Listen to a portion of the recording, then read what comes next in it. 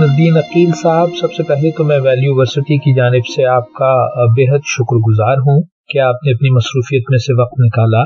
تو میں گفتگو کا آغاز اس بات سے کرنا چاہتا ہوں کہ آپ ہمیں سب سے پہلے تو اپنے بچپن کے بارے میں بتائیے، خاص طور پہ وہ واقعات کہ جس میں آپ میں کتابوں سے جو ایک محبت آپ کے دل میں ہے وہ جاگی، اور پھر آپ ہمیں اپنے بارے میں ذاتی طور پر بھی کچھ بتائیے. بہتر جناب، بہت بہت شکریہ کہ آپ نے خود مجھے موقع دیا کہ میں آپ سے گفتگو کر سکوں، اور خدا کرے کہ یہ گفتگو ہماری سننے والوں کے لیے کسی طرح سے بھی مفید ثابت ہو. جناب، میرا تعلق حیدرآباد وطن سے ہے، اور میرے والد اور میری والدہ یہ دونوں اصل میں میری پرورش کا سبب ہیں، اور ایسی پرورش کی جس میں علم سے دلچسپی، کتاب سے محبت پیدا ہو سکے. میں نے اپنے بچپن میں دیکھا کہ میرے والد کے دو شوق، ایک تو وہ ڈائری مینٹین کرتے، یعنی ڈائری لکھتے تھے. جو باتیں ان کے لیے نئی ہوتی تھی وہ انہیں جمع کرتے رہتے تھے ڈائری کی شکل میں. اس میں اقتباسات بھی ہوتے تھے، بعض اہم کتابیں ہوتی تھی، تاریخ کی کتابیں. پھر میری جو والدہ ہیں، بظاہر انہوں نے کسی اسکول میں یا کالج وغیرہ میں نہیں پڑھا، لیکن انہیں بھی لکھنے کا اور پڑھنے کا بہت شوق. ماشاءاللہ بہت ہی حیات ہے، اور 90 سال کے قریب ان کی عمر ہے، لیکن ابھی بھی ان کا دن گزرتا ہے مطالعہ کرتے. تو بچپن میں بھی میں نے، جب میری عمر 5 سال 6 سال کی، میں ان کو دیکھتا تھا کہ وہ لکھتی تھی، افسانے لکھتی تھی، کہانیاں لکھتی تھی. اور ساتھ ہی ساتھ ایک اور بھی بات یہ تھی کہ میری والدہ گھر کے کاموں میں مصروف رہتی تھی، اور میرا یہ کام ہوتا تھا اسکول سے آنے کے بعد میں کہ میں ان کو کتابیں پڑھ کے سناؤں. وہ شوق بھی ان کا پورا ہوتا تھا، اور دوسرے خود میرے مطالعے کی عادت پیدا ہوتی رہی، بڑھتی رہی. میری والدہ کو بھی میں دیکھتا تھا کہ وہ بھی لکھتی تھی. تو لکھنے کا، پڑھنے کا اور مطالعے کا ذوق مجھے اپنے بچپن سے میں اپنے والدین کی پرورش کے نتیجے میں. پھر وہاں سے ہم نے ہجرت کی اور پاکستان آ گئے. پاکستان میں ایک خستہ حال بستی تھی، وہاں ہم لوگ رہے، اور وہیں پر زندگی کا بیشتر حصہ گزرا، یعنی اسکول کا زمانہ وہیں گزرا میرا. تو وہاں ایک سہولت ہمیں یہ ملی کہ میرے گھر کے قریب لائبریری ہوا کرتی تھی، یا یوں سمجھے کہ کیبن ہوتا تھا کتابوں سے بھرا ہوا، اور یومیہ کرائے کی بنیاد پر کتابیں ملتی تھی. ایک آنا یومیہ، ایک آنا لائبریری کہلاتی تھی. یہاں سے میرے ذوق کو پروان چڑھنے کا بہت موقع ملا. اس کے ایک آنا دیتے تھے، اور اپنی مرضی کی جو بھی کتاب ہوتی تھی وہ لیتے تھے، پڑھتے تھے، اور دوسرے دن اس کو واپس کرتے تھے. یہ میرا سلسلہ تھا بچپن کا. یہاں سے یوں سمجھے کہ میرے ذوق کی جو آبیاری ہے وہ بچپن کے ماحول میں یوں مجھے میسر آئی تھی. اس طرح سے یونیورسٹی کے زمانے میں شوق پیدا ہوا تحقیق کا، اور لکھنے کا سلسلہ بھی شروع ہوا. پہلے مضامین لکھتے تھے ہلکے پھلکے، یہ تعریفی نوعیت تھے، لیکن اب تحقیق کی طرف آئے تو تحقیق کے طرف. تو ایسے لوگوں کا انتخاب بھی ہونا چاہیے تاکہ عام پڑھنے والے لوگ بھی ایسے شاعروں سے، ان کے کلام سے، ان کے کلام کی خوبیوں سے متعارف ہو سکے.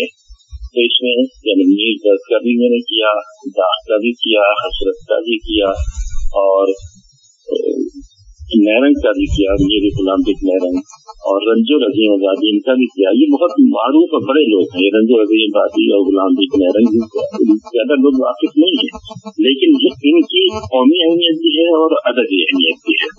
آپ ہمیں یہ بتائیے کہ کچھ لوگوں کی تو مادری زبان ہوتی ہے جیسے میری اور آپ کی، لیکن وہ لوگ جو دوسرے ملکوں میں بستے ہیں، جیسے میں نے بعض جاپانیوں کو بھی بہت اچھی اردو بولتے دیکھا ہے. امریکہ میں ایک صاحب ہیں جو ہیوسٹن میں رہتے ہیں، بہت اچھے شاعر ہیں. تو آپ کے تجربے میں وہ ممالک جو کہ اردو نہیں بولتے، قومی زبان نہیں ہے ان کی، وہاں پہ اردو کی محبت کہاں کہاں آپ نے دیکھی؟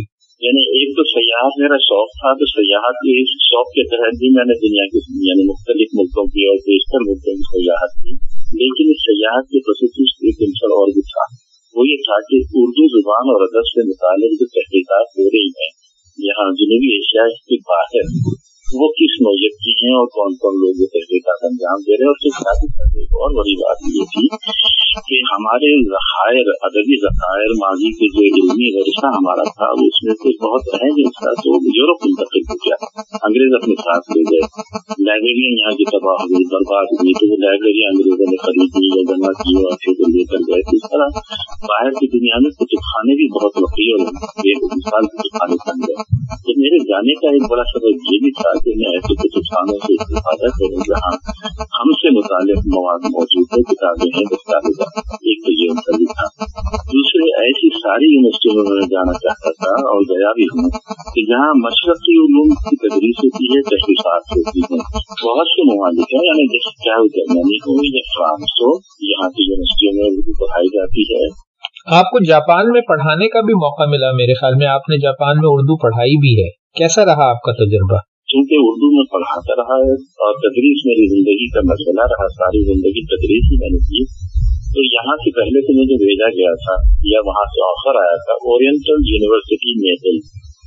वहाँ पर 600 साल से एक यूनिवर्सिटी है जो मशरक़ी उलूम, ये मशरक़ी उलूम ही के लिए मखसूस है यूनिवर्सिटी। वहाँ उर्दू का शुबा भी था। तो पहले तो मैं वहाँ गया था, 2 साल वहाँ गुजारे। फिर वहाँ मेरी कारकर्दगी को देखते हुए फिर जब मैं वापस आ गया पाकिस्तान दोबारा, तो फिर मुझे जापान से पेशकश हुई और जापान में गया हूँ। तो वहाँ तो इस तरह से मुझे काम करने के मौके मिले जो पाकिस्तान के भी अपने थे और उर्दू जुबान हो सकती थी। तो वहाँ मेरे लिए हैरानकुन बात ये थी कि वहाँ ज्यादा तवज्जो थी जुबानों के सीखने का। वैसे तो कई यूनिवर्सिटियों में है बाहर की, यूरोपीय और अमेरिका की, लेकिन जापान में ग्रेजुएशन लेवल तक रीजनल स्टडीज के या इलाकाई मुताजात करने वालों के लिए उस इलाके की जुबान लाजमी है सीखना। जैसे कोई जनूबी एशिया पर कर रहा है तो उसके लिए वो जरूरी है कि वो उर्दू सीखे और हिंदी भी सीखे। अच्छा, अब मैं आपसे जो कि हमारी गुफ्तगू का बुनियादी नुक्ता है उस तरफ आता हूँ। आपकी जाती लाइब्रेरी, जाती कुतुबखाना जो आपका है, उसका कराची में बड़ा चर्चा है, तो उसके बारे में आप बताइए, कितनी किताबें हैं आपके पास? कॉलेज जाने में ट्रेन से जाता था, ट्रेन से उतरते कॉलेज जाने से 2-3 ऐसे किताब फरोश होते थे जो रंडी बेचते थे मिसाल के तौर पर, और वो फुटपाथ पर किताबें जमा कर बैठते थे। तो वहाँ किताबें पहले सस्ती मिली, 160 की दहाई की बात बता रहा हूँ शुरू। तो वहाँ जनाब 8 आने की किताबें मिल जाती थी, 1 रुपए की भी मिल जाती थी, 4 आने 6 आने की भी मिल जाती थी, बहुत सस्ती भी जाने होती थी। और ऐसी थी कि तालिब इल्म होते हुए भी किताबें खरीद सकता था। चुनांचे किताबें खरीदने का शौक शुरू हो गया और खरीदने को जमा करना शुरू किया। और जनाब जमा होते होते चंद सालों के अरसे में मेरा जो एक कमरा था, छोटा सा पूरा कमरा भर गया मुझे कलमाने में, किताबें ही किताबें थी। ये बात भी है 60 की दहाई की आखिर की।